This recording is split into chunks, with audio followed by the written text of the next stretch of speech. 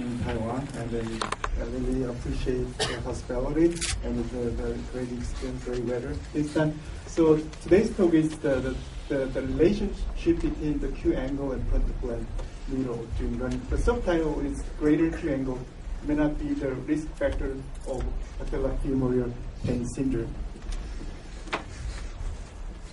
So this is not more like related to the foot itself, but it's more like the low extremity biomechanics, it's injury biomechanics.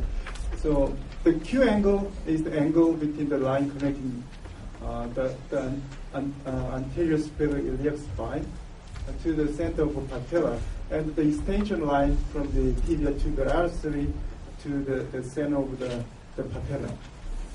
So the greater than 15 degree for males and the greater than 20 degree for females considered clinically abnormal. And several studies they suggest that the greater Q angle may be the risk factor, which could account for the development of the low extremity overuse injuries such as PFPS or stress fracture. So the PFPS or patellofemoral pain syndrome is the most common low extremity injuries in active population. And when you look at this, the risk factors depending on the location, like a weaker muscle strength, especially like a hip abductor, may be the cause of the PFPS. And also some of the studies, they say some quadriceps activation may change the patellar tracking, and also might be the risk factor. And also some anatomical factors like alignment of genivarum or knee, or the anatomy of the structure of the feet, the femoral patellofemoral might be the risk factor. And also some people say excessive pronation might be the cause of those disease. And also recently, several studies they think the greater Q angle may be the risk factor for the PFPS. So when you're looking at the relationship between Q angle and the PFPS, the several studies they suggest greater Q angle may be the significant contributor to the differences found between PFPS group and non-injured group. And it is speculated that increased lateral pull of the quadriceps on the patella and place medial tensile stress on the surrounding soft tissue at the knee. But still, the several studies, such as the prospective studies or the case studies, they suggest the greater Q angle is not a risk factor for the PFPS based on their finding. So whether or not the greater Q angle is associated with the onset of the PFPS still is unknown. So this is the graph showing the frontal plane knee growth. And when you look at the free body diagram, this is ground action force. It's pointing to the center of mass, and you can see there's some internal reduction moment. And basically, when you experience the external force, the body has to resist to this external force and create internal moments. We are looking at the load moment, and also integrate this moment is going to be the impulse. And those joint moments and impulse, the studies say this is a good indication of the joint loading and also indirect measurement of the joint load. So we used this kind of concept to estimate the joint loading, but this is not actual loading, but it's a good estimation. So the study by Darren STEFANYSHYN in 2006, he and colleagues, they found the runners with the PFPS showed a significantly greater knee reduction moment and impulse compared to non-injured healthy runners in prospective study. So the idea is very simple. Some people say greater Q angle may be the risk factor for the onset of the PFPS.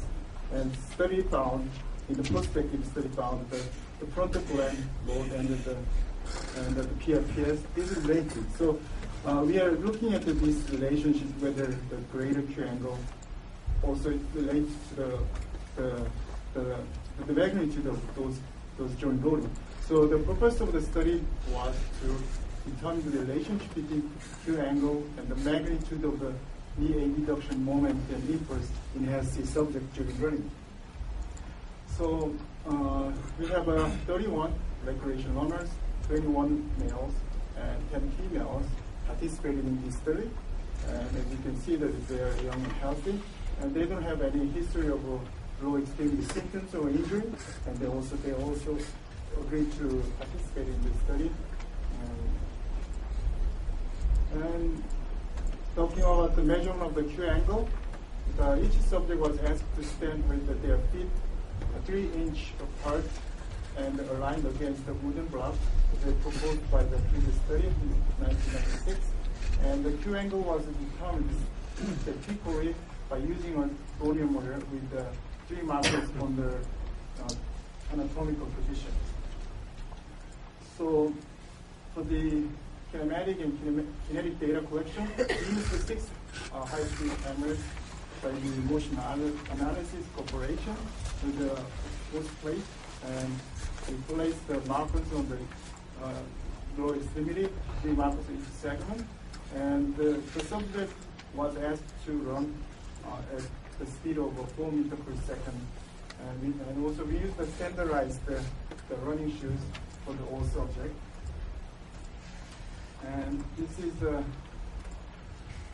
demonstration. I collected after the project is done. They asked you to run on the 30-meter runaway, and they asked you to planting their flight in the middle of the post plate and 4.0 meters per second. So for the data analysis, we use the joint coordination system for the angular motion, and also we use the standard inverse dynamics approach for the joint kinetics. And those data are filtered using low-pass photos with a curve frequency of 12 Hz and 50 Hz. And the mean are calculated from the 8 to 10 trials from each subject. And we use the Pearson's correlation coefficients to determine the relationship between Q angle and knee frontal roll. So I think when you measure something using the device, the accuracy and reliability is important. So we don't know how accurate is our measurement, because we use the simple goniometer with one tester, but we can measure the reliability of the Q angle.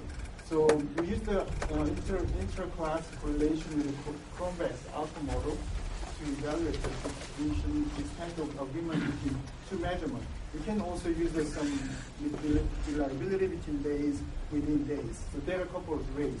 So we have 8 males and 10 females, and we collect twice. And first, when you average the first measurement, you see there 13.9 plus minus 3.3, and the second measurement was 13.8 plus minus 4. So we see a very reliable, repeatable data. So it's at 97%. So we can say the tester in this study shows a high reliability of the Q angle measurement. So for the result, and the average Q angle was 12.9 plus minus 4.3 degree, and ranging from 5 to 20 degrees. So there are a bit of differences between male and females. And when you're looking at the correlation between Q angle and knee load, and we found negative correlation between Q angle and the magnitude of peak knee abduction moment. This is a abduction moment. This is abduction impulse. So it was a negative correlation. So we further analyze the result, and because the weight also is the moment is depending on the subject mass, right? So, and we normalize the moment and impulse, and we also looking at the correlation between Q angle and normalized knee load, and we found negative correlation. So, several studies speculated greater Q angle may contribute to excessive lower limb movements. And this large Q angle may be excessive formation or increased tibial interrotation and change the lateral tracking. Maybe cause some PFPS. But actually there are little evidence to suggest Q angle has an influence on the movement change. But recently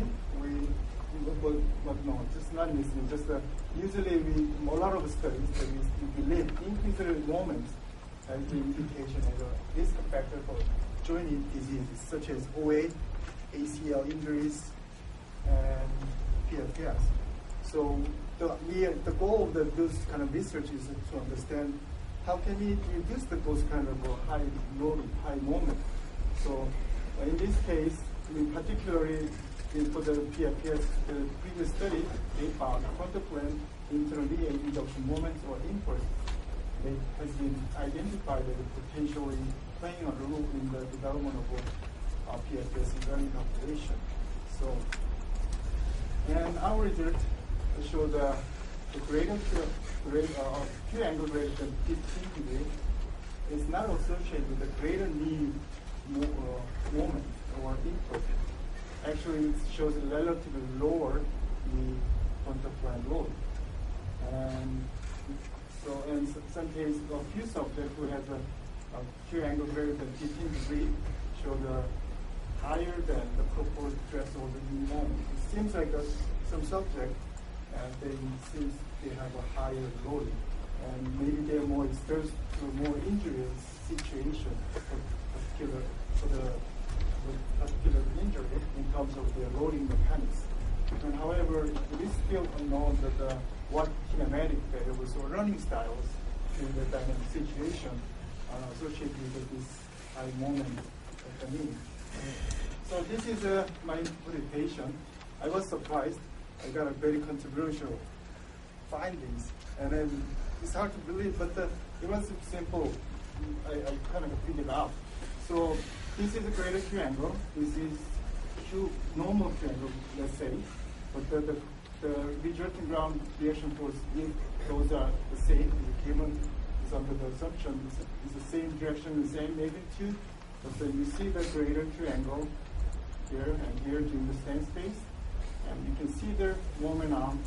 It actually is shorter for the greater Q angle. This is measured by your study. So this moment arm is measured by your study. I didn't measure. This is an assumption. Oh, it's yeah. So I didn't measure. It's good to have some information, but this is a kind of